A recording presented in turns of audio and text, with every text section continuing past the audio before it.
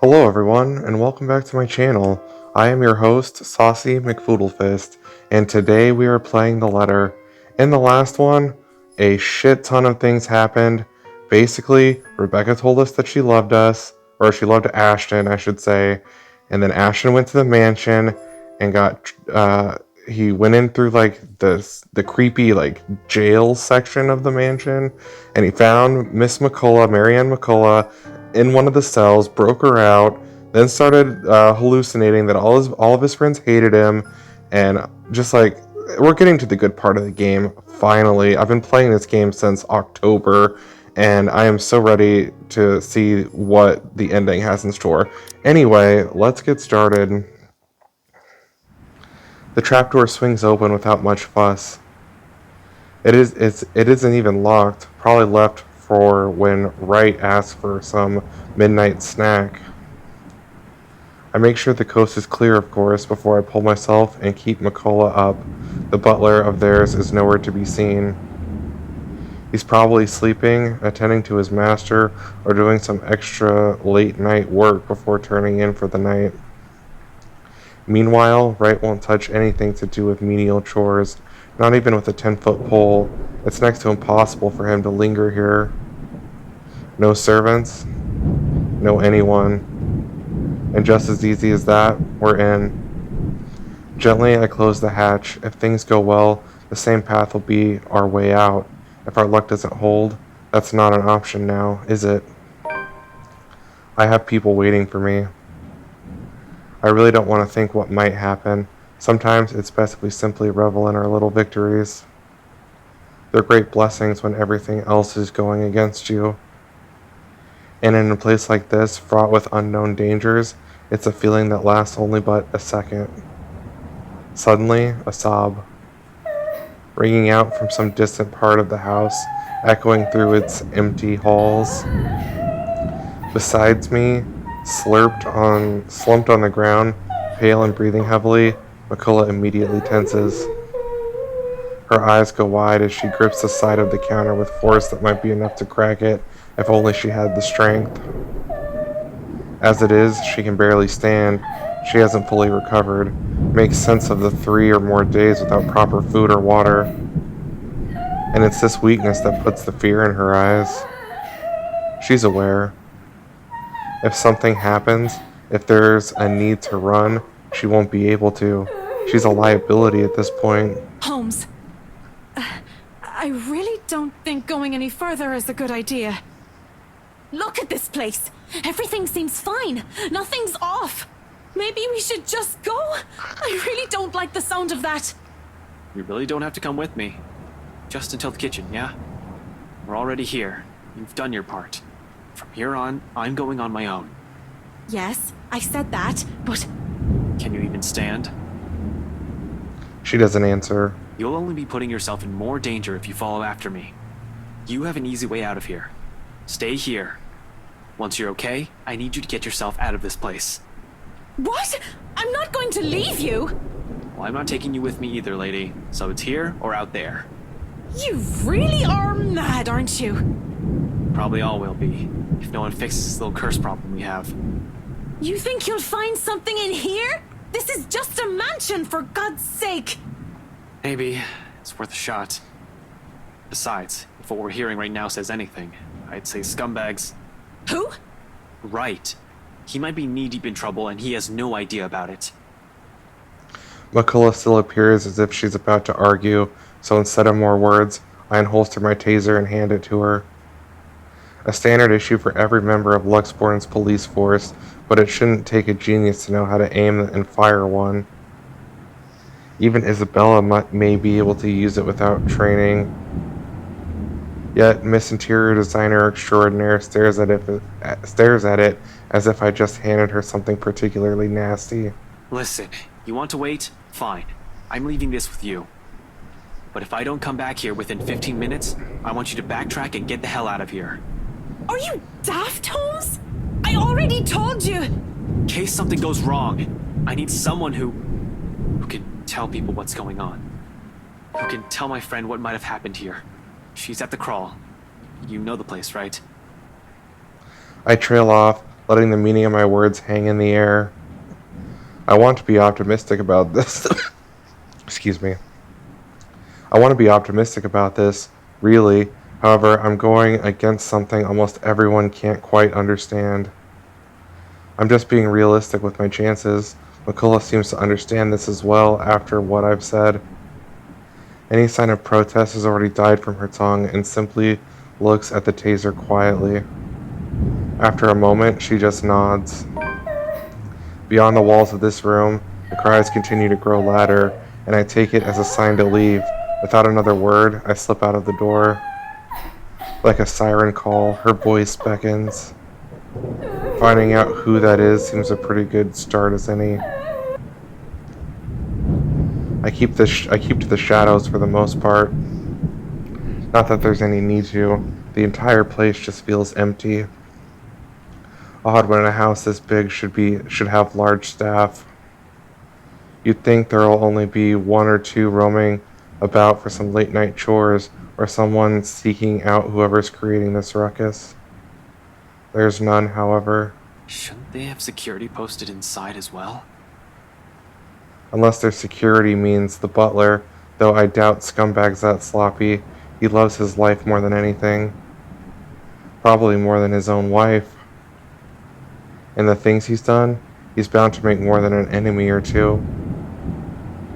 He's also the kind who will do anything to keep himself safe. Alive. I wonder what he'll say when he finds out that there's something not human living with him in his own house.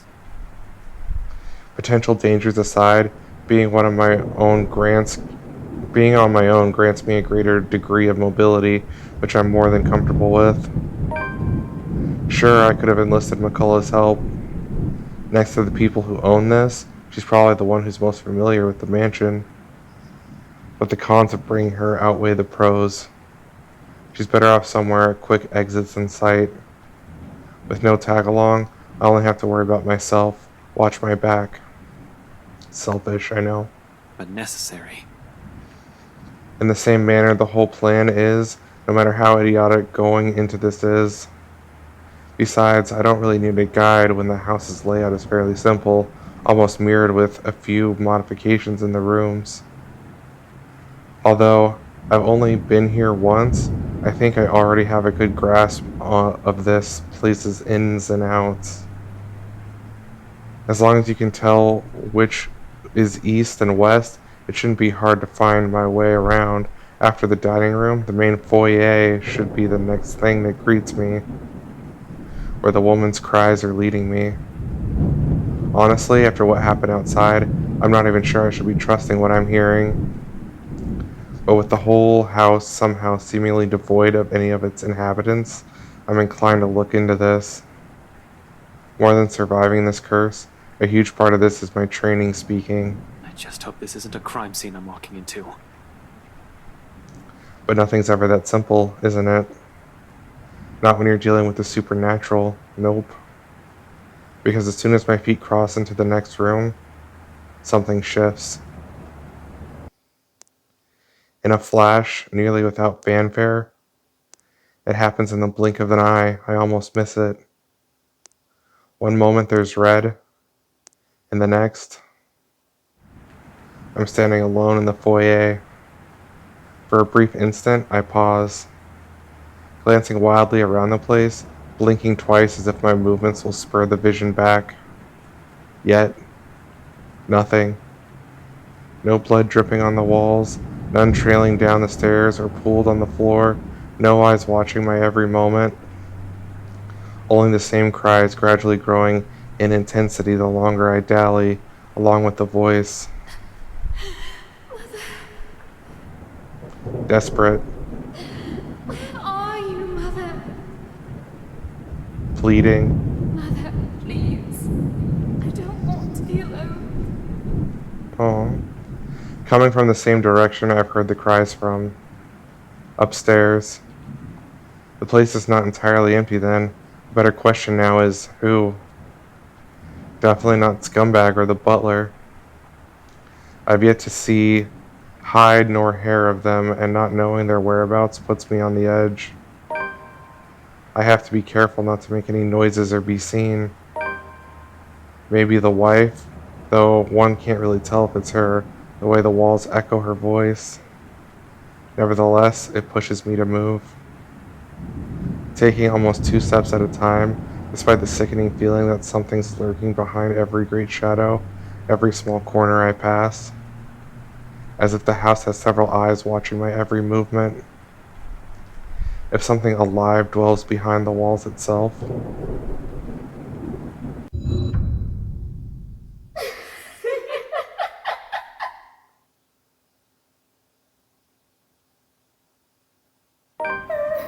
I try to shake it off. Wow, we haven't been here since the beginning of the game.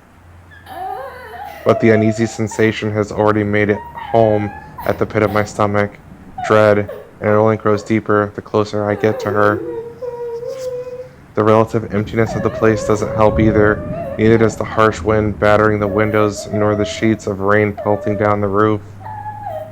For a fleeting second, I find myself wishing for a scumbag to simply show up. I don't get too far into that train of thought. Abruptly, the cries stop, replacing it with, Please. She's here. She's here, Mother. She's going to take me. She won't leave, Mother. I don't want to go with her. Tell her to go away. Mother! Mother, she's here! Help! It sounds like Hana to me. That can't be good. Adrenaline overcomes me in a rush.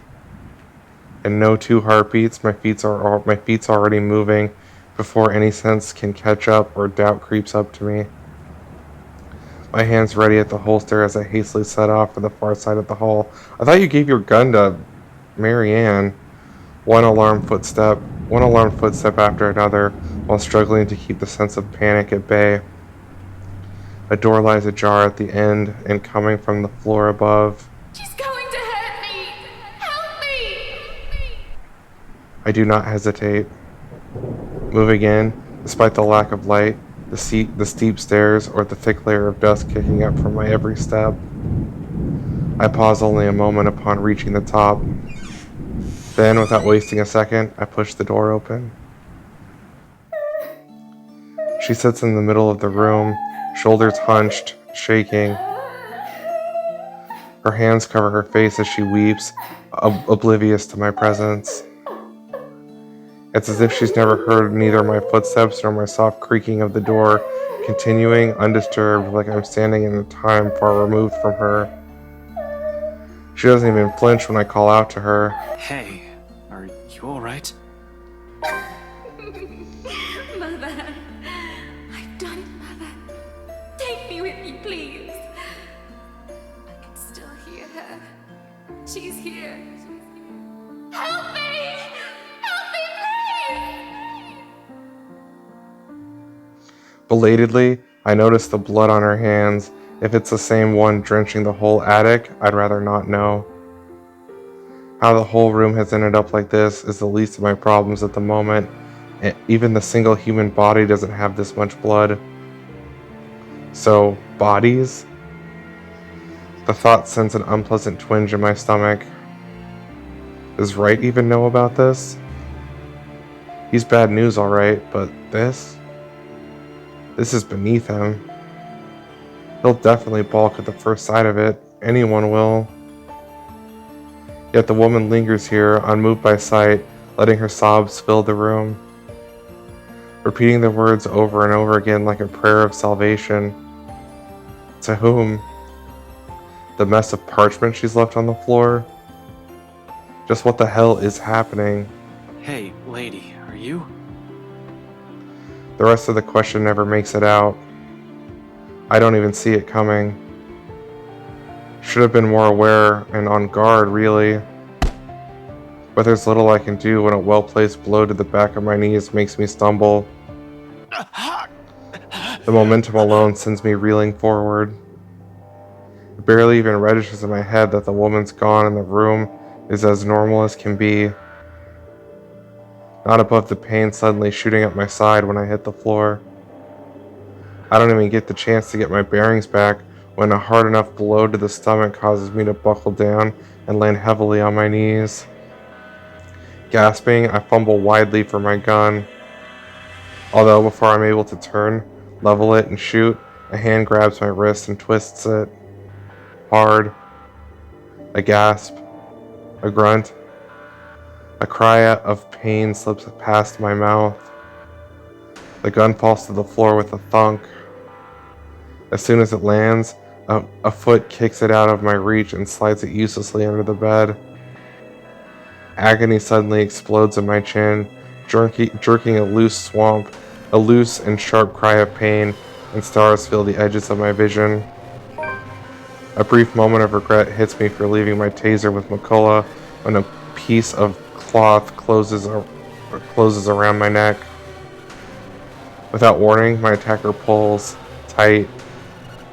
I'm left gasping, choking, and clawing for air, blindly reaching behind me as I still try to fight him off and loosen the pressure on my neck. Except any sort of movement only causes him to pull it taut. My, so many rats scurrying about in this mansion lately. Writes Butler. Shit. Tell me, what did you do with the madam? I have no idea what he's talking about. Did something happen to Hannah Wright? Let go, you asshole. Now, Dummkopf, you're in no position to be rude. Last time I checked, I'm not the one breaking into other people's homes. Now answer my question. What did you do with the madam? The pain rings and resonates through my already sore body. Still, I manage to hide it, to write it out and spit, muteness. You. Keep that dirty mouth babbling and you're getting a knife in the kidney. I assure you it will be more painful than this. He really doesn't need to threaten me by now. It's all too much to bear at this point. My lungs feel like they're burning with the lack of air. Dark spots begin to fill the edges of my vision. Ever so slowly, the world around me dims. My consciousness rapidly slips away from me. And without meaning to, hearing that voice, it's as if I've been doused with a bucket full of ice, cold water, familiar, too familiar. And more importantly, it shouldn't be here. I shouldn't be hearing it here. She shouldn't be here. She's gone. Yet it seems a part of me still hangs on to a sliver of hope that she'll be here. So without sparing it some thorough thought, I snap my eyes open. Of course, there's no one. Did you really think she'd be here? Except for the murmur of voices in my ears, whispering phrases as sharp as a blade, each one as scathing as the next. Words that, although I know my own friends won't ever utter, still digs a deep wound, seeping into me as if they're simply another truth. It's useless, Ashton Frey. But repeat a lie often enough and it becomes the truth, they say, and slowly, a part of me is starting to believe it. Damn it. You are going to die. Shut up. I'm surprised you're still awake. Another bout of pain erupts in my side, cutting off my words. A cry of agony bursts from my mouth. I can taste blood in my tongue as I heave, attempting to get in as much air despite the towel still coiled around my neck. You bastard. You're going to lose air quickly that way, Dummkopf. Better keep it shut. Then he laughs, too cruel, too unforgiving. The way each note beats against my ears, in spite of the warmth in them, sends chills down my spine. This is a man whose hands have already been stained with blood before. He won't hesitate. And you are going to die alone. Panic surges within me. Out of some instinct and desire to survive, I ducked, hard, pulling him forward with me and quickly reaching over my shoulder to grab at his arm. And throwing him over my shoulder with as much strength as I can muster. Something whizzes against my ears. The towel on my neck loosens. My head is pounding. In a rush of air, he lands back first on the floor with a heavy slap. Before he can recover or make a grab at me, I'm drawing back my arm and bringing my fist down on his face. There's a moment of silence. Fuck, I can barely keep my eyes open, but in the next second, his grip seems to loosen. He's out. And I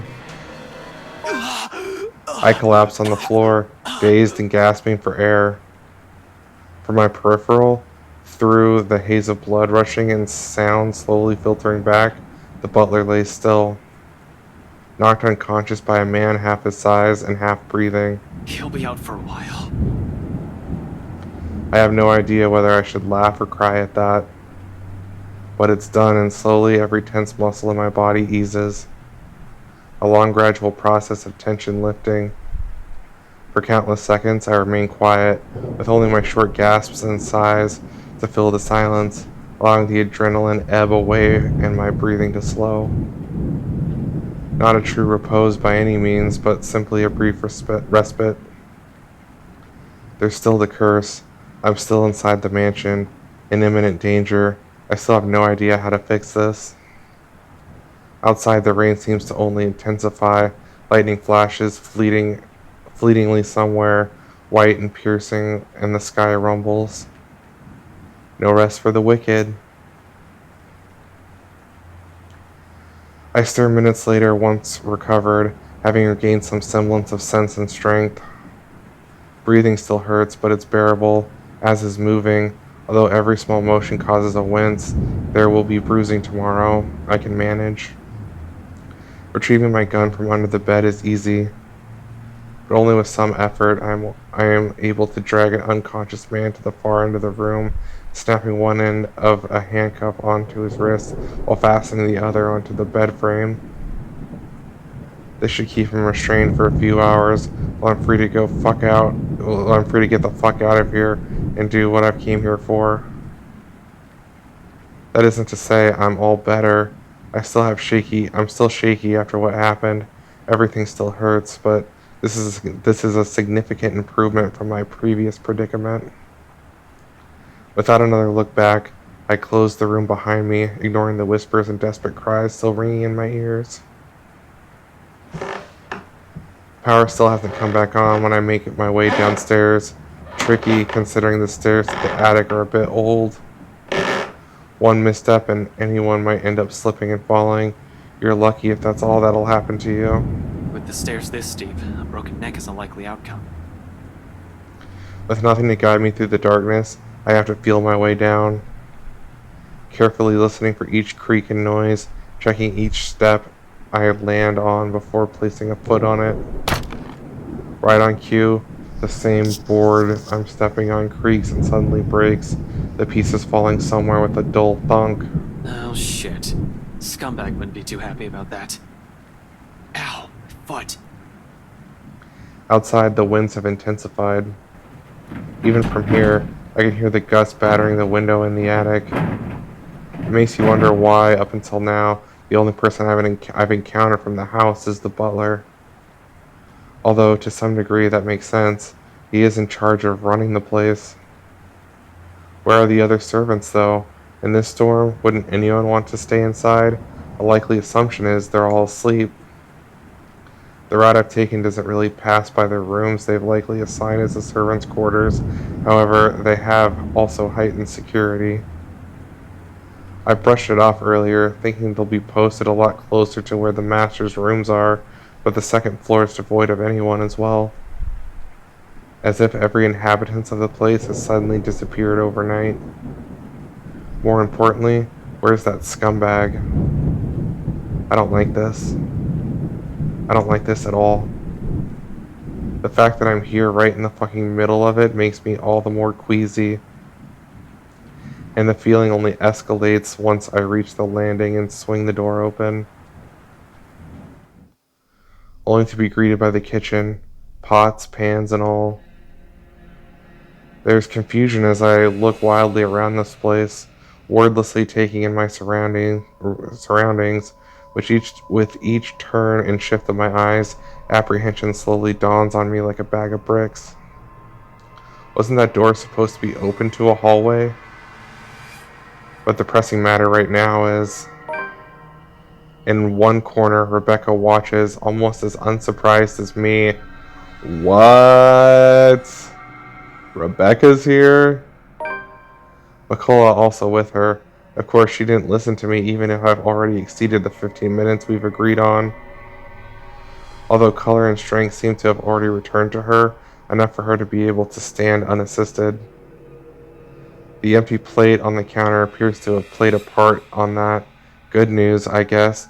As for the other one, however, relieved as I am that she has had the sense not to venture deeper into the mansion, I can't keep but roll my eyes at her, although she preempts me with a reprimand of her own. Did you really think you could hide this from me? I had to, Becca. You know, if I didn't ask a G, I wouldn't even have any idea. I know I said I won't stop you, but I had no idea this was where you planned on going. So the first thing you did is go straight here too. What do you think? And how did you even get in here? All three of us exchange a look. One that I absolutely don't like. Someone was screaming, Ash. It led me here. Without warning, the door behind me slams shut. We need to get out of here. Screw right. I need to get these people out of here. Lucky we're in the kitchen and we have two ways out. The back door and the cellar offers. Except the hatch won't budge when I pull it at it, and neither does the back door, as if something has locked it firmly on the other side. Rebecca also gives it a few tries, but even then, it won't open. There's a long bout of silence in which we simply look at each other, likely sharing the same thoughts. We're trapped. Something or someone has intentionally led us here. Fuck. In that same moment, once realization dawns in, something shifts again. Blood. In every nook and cranny, over every surface, and on every inch of the floor. This time, unlike the first one I've seen, it remains, and gradually, the whole room begins to reek of that familiar metallic scent, sharp, suffocating. Around us, every object, including the cupboards, have started to rattle as well. The sound from outside, foreboding rumble of thunder, and even the howling winds have begun to fade away, replaced by whispers, shouts, and cries of pain. Though inaudible, each beat and note bombards every crevice in my head with vague images and sounds. There's no time to make sense of everything, however. I'm already shouting, fueled purely by adrenaline, barking orders and making a break for the door that leads me to the next room, the dining. It should take us straight to the foyer, where the main door is. Move! Run! Right in front of us, the mansion has started to change, and we're in the thick of it. However, instead of the dining room like it's supposed to open to, the bedroom welcomes us instead. An image that lasts only but a second before blood begins to seep into the room. Filtering into the walls, trickling from every nook and cranny, everywhere furniture shakes and every beam rattles. Before we can step back from the horror gradually unfolding in front of us, the door slams shut. A loud thud, bringing a sense of dread and chill creeping up in each one of us, along with another realization: the whole place is reordering itself.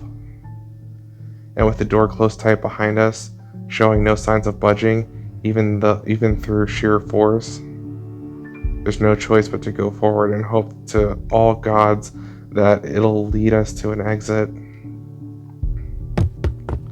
Until then, running's the only thing we can do, spurred by nothing but fear and a sense of desperation to live.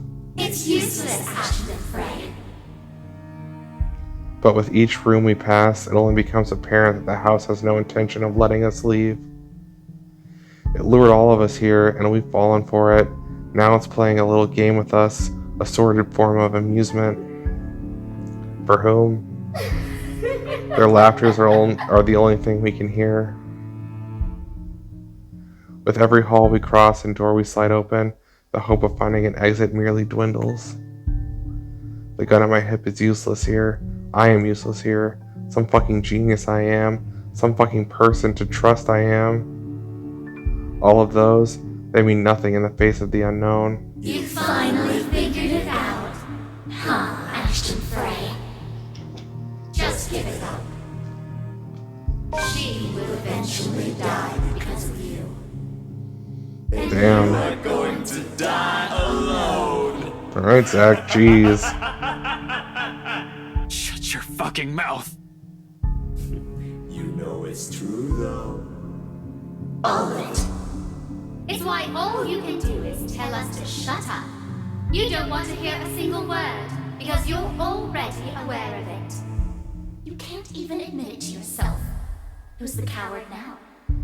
But no matter how hard you try, you're not gonna be able to save anyone.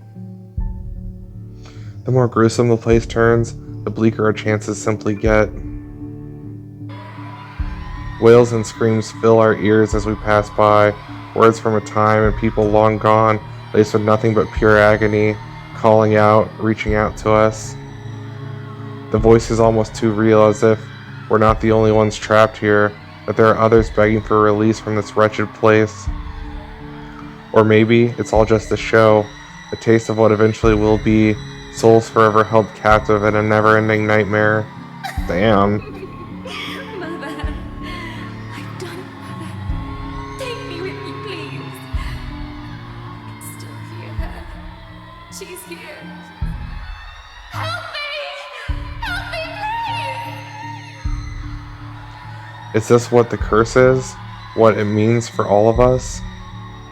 That the letter, not a morbid cry for help, but an invitation? A beckoning for unsuspecting souls to be dragged into this place's horrors, to be put under centuries and centuries of torment and agony? Suddenly, dying a painful death seems preferable, enticing the ending up here, living a tortured existence.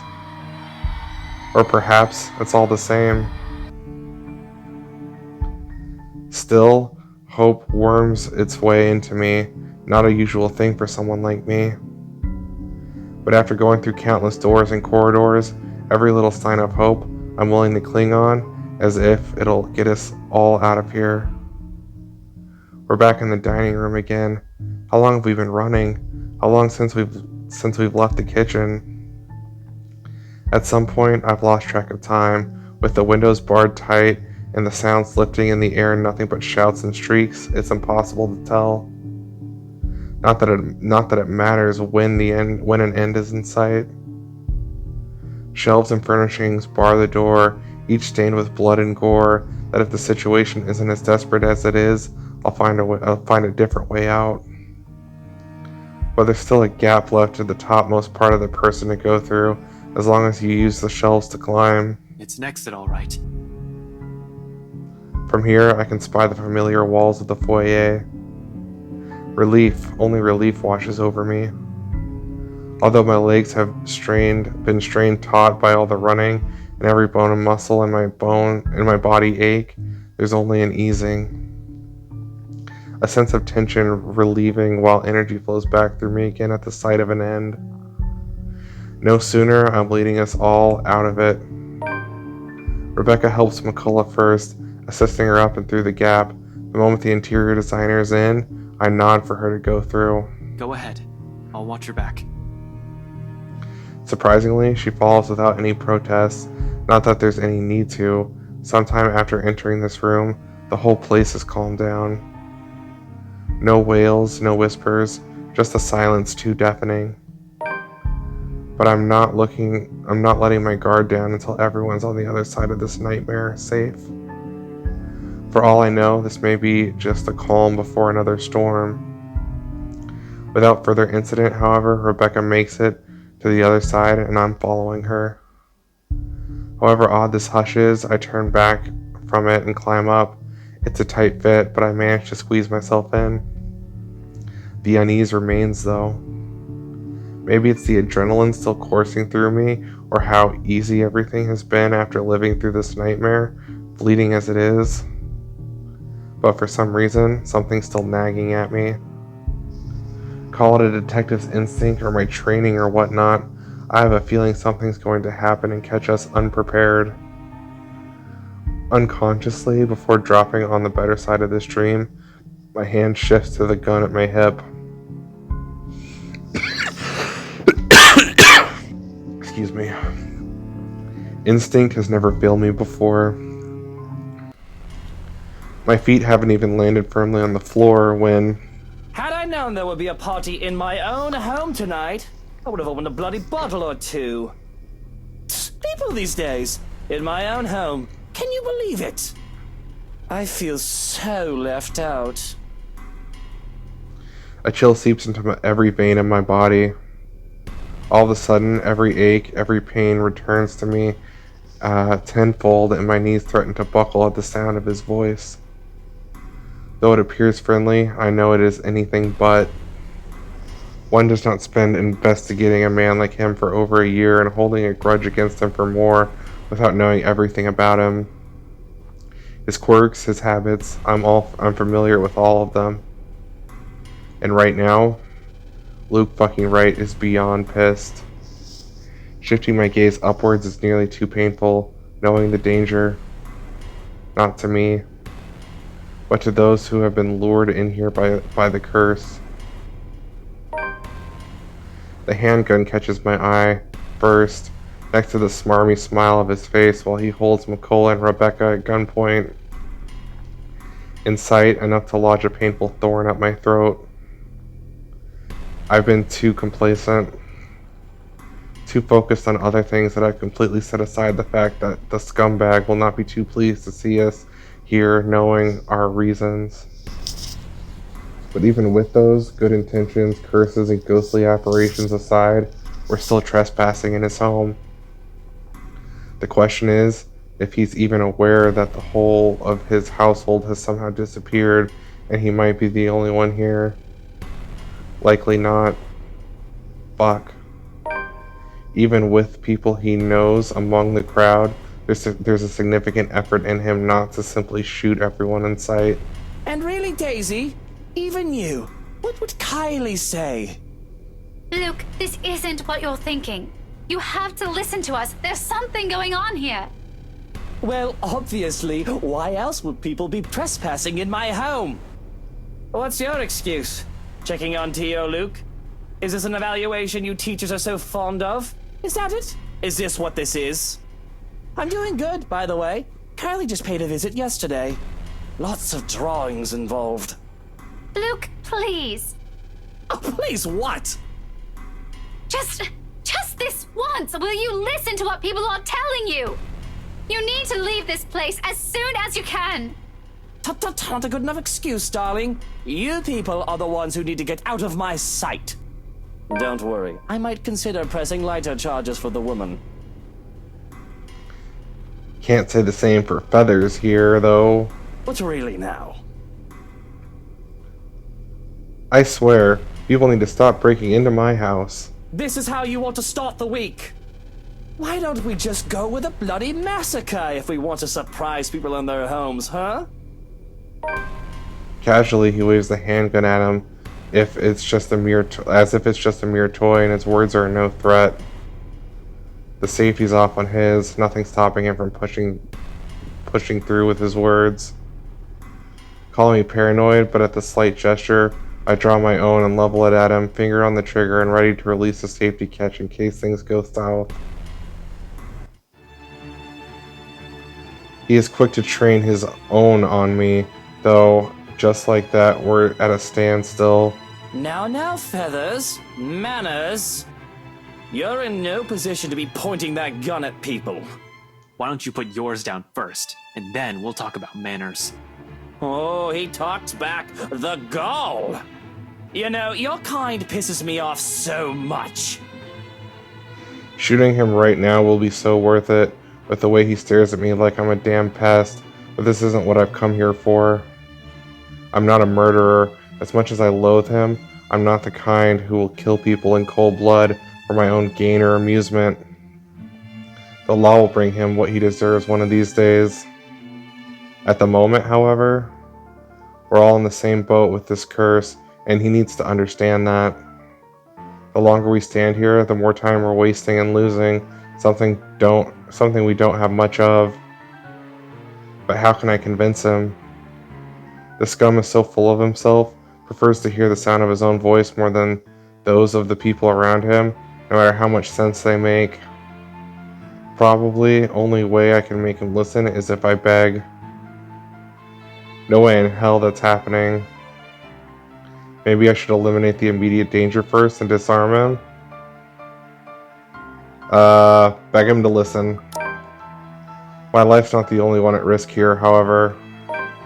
There's Rebecca. Makula's here as well. We're all unknowing victims to this fucking curse. I'm in no position to pick who to save and who I should simply let die. I suppose my pride can take a few hits, and I can set aside my beef with this asshole. Taking a deep breath slowly, I lower my pistol. Though still on the edge and at the ready, in case he does something, I do my best to assume a less aggressive stance. Listen, Wright. I need you to... You broke into my house, and somehow, you expect me to listen like a good little boy. Are you a bit touched in the head, Feathers? I'm not the one breaking laws here. Look here, fucker. If I wanted you dead, I could have done it so many times already. In fact, I can easily shoot you down right here, right now. And you won't be able to do a damn thing, even with that gun. Suddenly, he laughs, almost howling, in fact like I've just told him the best joke he's heard in all his life. The only thing missing is for him to kneel over and start rolling around on the floor, all while I do my best not to sock him with the sorry end of my pistol. You have guts, Feathers. You have guts. Did you hear what you just told me? You've just threatened me inside my own house. My own home. My wife? You know what I'm thinking right now? In another lifetime, we would have probably gotten along well. He's right on that, at least. I might have ended up like him if I didn't have Professor Andrew, Rebecca, Zach, and Isabella. One mistake and it would have been too late for me. With his laughter rings all the possibilities I could have lived, but have never been given the choice. All because I have other people with me, people who care. A sobering realization.